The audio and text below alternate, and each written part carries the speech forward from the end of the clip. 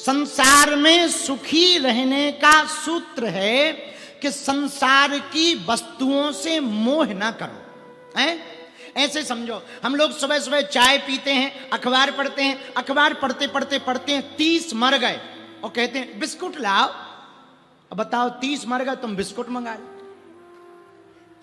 तो 30 मर गए, ऊपर से ये भी कहते हैं अखबार वालों ने कम लिखे होंगे, ज्यादा मरे हैं, और कहते बिस्कुट लाओ। अरे भाई 30 मर गए हो, तुम बिस्कुट मांग रहे। इतने में जैसे ही लिस्ट पड़ी और किसी अपने का नाम आ जाए तो तुरंत चाय छूट जाती है, तुरंत दुखी हो जाते। अरे ये भी चले गए, राम राम राम, गाड़ी निकालो भैया, जल्दी चलो जल्दी चलो जल्दी चलो। तो दुख 30 के मरने का नहीं, कोई एक अपना मर गया उसका दुख हुआ। इससे सिद्ध होता है दुख मरने का नहीं होता है, कोई अपना मरे उसका दुख होता है। जिसको हम अपना मान लेते हैं उसका दुख होता है। मेरे पागलों, संसार को हम अपना मानेंगे तो दुखी रहेंगे, भगवान को अपना मानेंगे तो सुखी रहेंगे। ये सूत्र है सुखी रहने का। यहां जो भी है सब भगवान। तो हनुमान जी का स्वभाव साधु स्वभाव है। कौन सा स्वभाव है? बोलो बोलो, जोर से बोलो।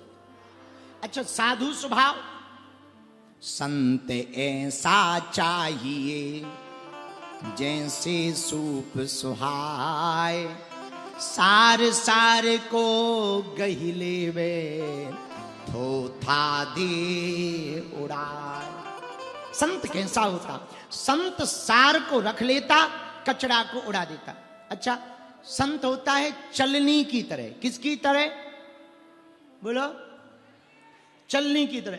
चलनी में आटा डालो तो आटा नीचे और कचरा ऊपर रह जाता। संत भी ऐसे ही होता है। संत सार सार को रख लेता है और थोथा को उड़ा देता है। मेरे पागलो, एक बात बोलें? कह दो, बोलो, जोर से कहो।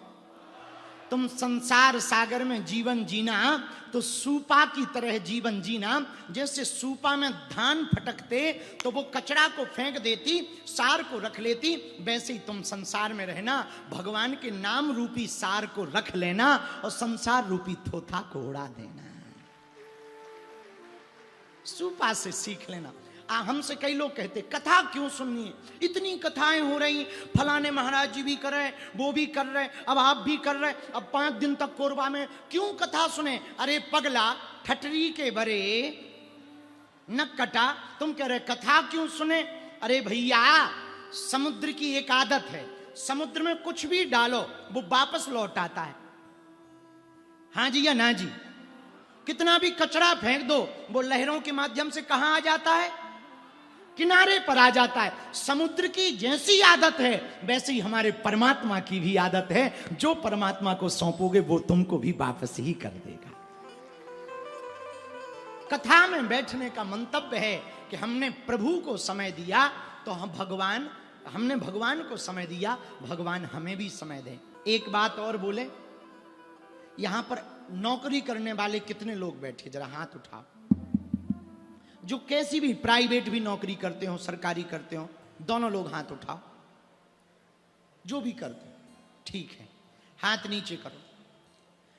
20,000, 30,000, 50,000, 10,000, 1 लाख, जो भी वेतन होगी, आप महीना का इतना पाते हो तो कितने घंटे की नौकरी करनी पड़ती?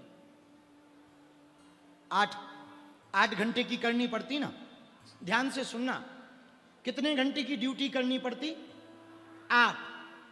जो तुम्हें 30,000 रुपया दे रहा, पूरे महीना में 26 दिन तुम्हें रोज 8-8 घंटे देना पड़ता है, तब उसकी ड्यूटी पूरी होती है, तब वो तुम्हें वेतन देता। और तुम्हें अपने मालिक के प्रति विचार है, अपने अफसर के प्रति विचार है कि वो 30,000 दे रहा तो हमें 8 घंटे ड्यूटी भजाना ही भजाना।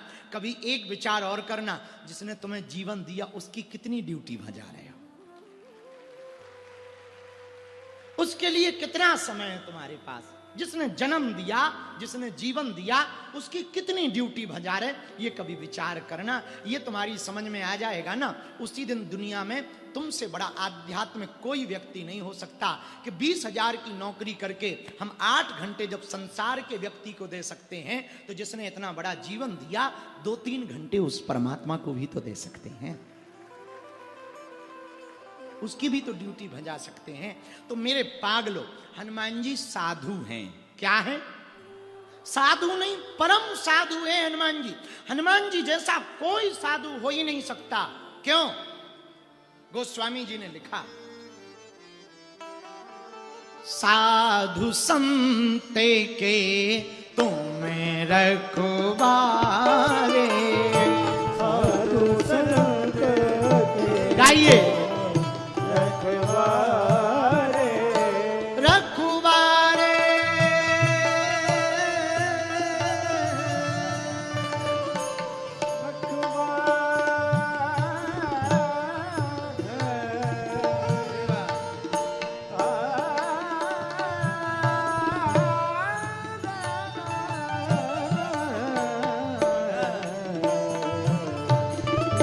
साधु संत के तुम रखवारे, गाइए, साधु संत के तुम रखवारे, असुर निकंदन राम दुलारे, असुर निकंदन राम दुलारे, असुर निकंदन राम दुलारे, असुर निकंदन राम दुलारे, असुर निकंदन राम दुलारे, असुर निकंदन राम दुलारे, साधु संत के तुम रखवारे, साधु संत के तुम रखवारे, साधु संत के तुम रखवारे। साधु संत के तुम रखवारे। हनुमान जी संत नहीं, परम संत हैं। मेरे पागलो, हनुमान जी जैसा संत कौन हो सकता? जो साधु संतों का रक्षक हो, वही तो परम संत हो सकता। उन्हीं के कांड का नाम सुंदर कांड है। मां कौन है? माता जानकी हैं भक्ति, राम जी हैं भगवान। विभीषण को भक्ति तो मिल गई थी, पर भगवान नहीं मिले थे। हनुमान जी को भगवान मिल गए थे, पर भक्ति नहीं मिली थी। तो हमें लगता है इसलिए इस कांड का नाम सुंदर कांड है कि भक्त को भगवान मिले, भक्त को भगवान मिले और भगवान को भक्त मिल गए। इसलिए इस कांड का नाम क्या है? बोलो बोलो बोलो, सुंदर कांड। इसलिए इस कांड का नाम सुंदर कांड। सुंदर कांड का मतलब जिसमें सब सुंदर हो, सब सुंदर ही सुंदर। एक बात और बोले पागलो, कह दो, बोलो, जोर से कहो। साधु स्वभाव का व्यक्ति सदैव प्रसन्न रहता है। जो साधु होता ना, संत होता, भैया सदैव प्रसन्न रहता है।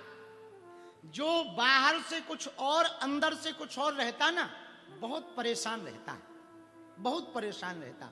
दिखावटी में वो बहुत हंसता हुआ मिलेगा, अंदर से बहुत परेशान रहेगा, मानसिक तनाव से बड़ा जूझेगा। यदि किसी को प्रसन्न रहना सीखना ना, तो हमारा एक सूत्र नोट कर लो, बाहर से और अंदर से एक जैसे हो जाओ, कभी दुखी नहीं रहोगे। बोलो सीताराम, जोर से बोलो और जोर से बोलो। इसी पर एक बात और, संतन का लक्षण क्या है? साधु स्वभाव का लक्षण क्या है? साधु का लक्षण पहला जो होना चाहिए, वो होना चाहिए त्यागी। क्या होना चाहिए?